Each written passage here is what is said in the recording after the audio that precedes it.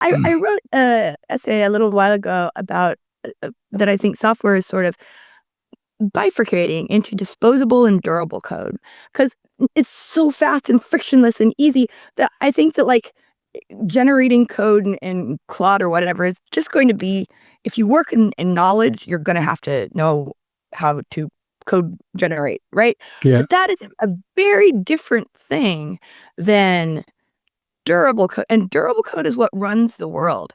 And the model of durable code is we make small, consistent changes to what is known to be good or good enough, what is known yes, to be stable, right? And I don't see, I mean, maybe at some point in the future, AI will be able to tell me that code is better more than something having been in production for 2 years, but I somewhat doubt it, right? And like, so yeah, even the ability to generate all this disposable code, it rests on this enormous iceberg of stable, tested production code that you don't want to replace too fast because there's yeah, only one way to uh, test and prod or live a lie, as my t-shirt says. You know, yeah, there only prod is prod. yeah. It's the reality of the situation. Yes, It's exactly. sort of. I've been revising some of your stuff for this conversation, and I find too many of those things are in my head now, and I don't want to lose some kind of coherent picture for our listeners and viewers. But one of the things that you were talking about, observability, in terms of the importance of closing those feedback loops so we learn, seems to me so vitally important to my model of how I think about software development, and the vital importance of incrementalism, our ability to build step by small step on something that we know already works. So trying to establish that we know that it works and find out how to do that, and then make Yeah. a small change to figure out how to move forward from there seems really important. I've got another quote of back to you of you to yourself. So modern software development practices. So what makes good software development? Modern software development practices. Engineers own their code in production, practice observability-driven development, test in production, separate deploys from releases, and continuous deployment, or at least continuous delivery. Again, that seems stuff that's right in my wheelhouse and the stuff that I tend to talk about.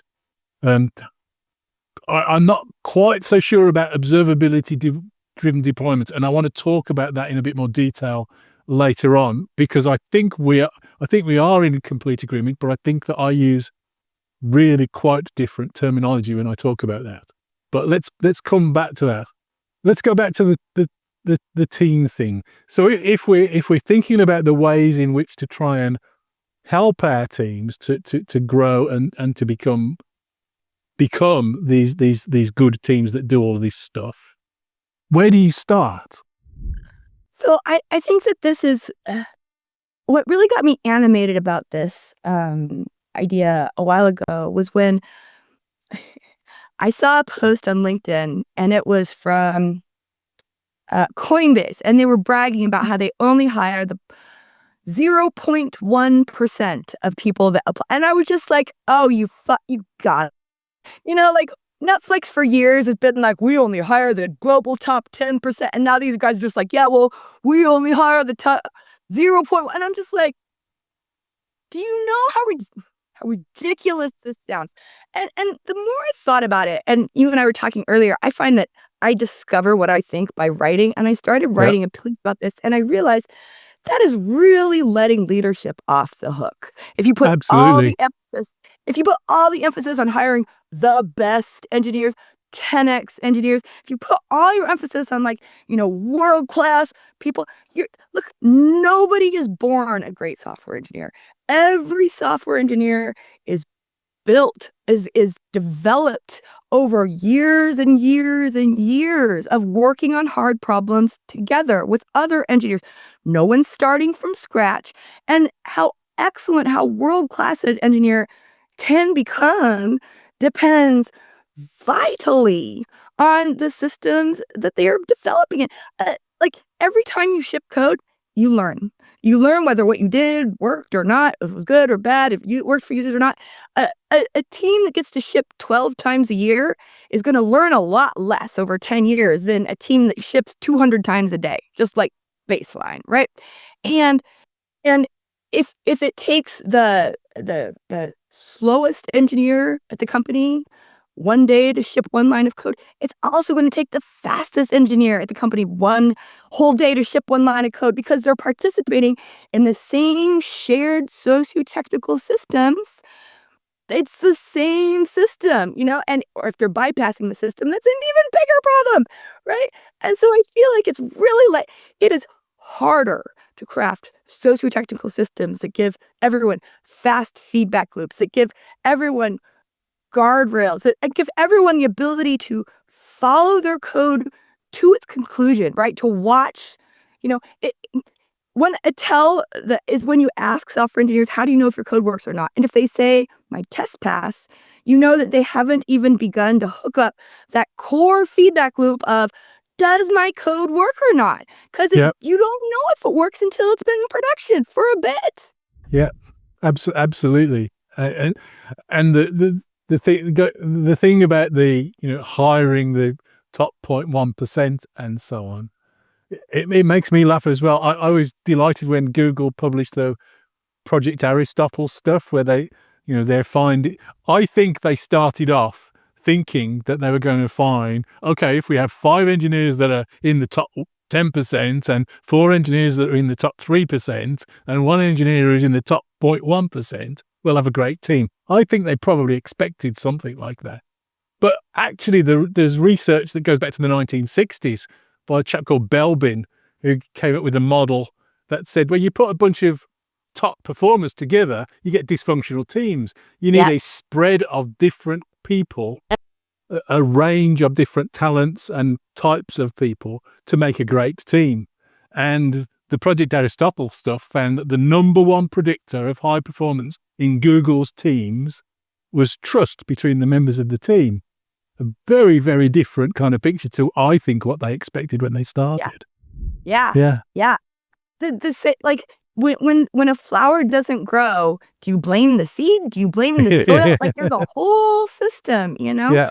The same person might really thrive in one place and not thrive in another place. And it doesn't necessarily mean that there's something wrong with either of them. This is why management is hard. There's so much context involved.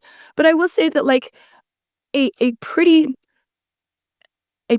big part of leaders helping their systems grow up and mature and support these engineers involves hooking up these feedback loops of responsibility and then making it safe to fail.